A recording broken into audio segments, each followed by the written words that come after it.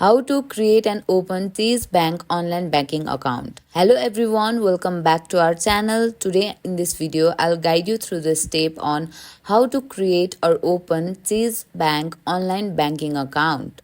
So let's get started. First of all, open your web browser and go to chase.com. Once you are on the Chase homepage, click on the sign in button in the top right corner. On the signing page, click on the Not Enrolled Signed Up Now link. Now you will be taken to the enrollment page. Here you will need to enter your account, card or application number or your social security number and create your user ID. After entering your details, click the next button.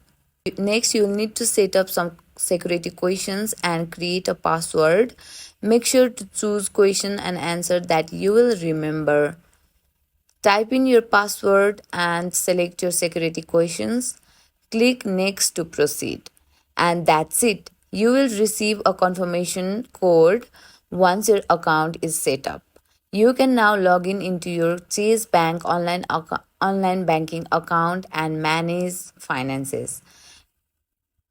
Thank you for watching the video till the end. Hope you like the video. If you like the video, give us a thumbs up and don't forget to subscribe our channel for more helpful tutorial like this. See you on the next video.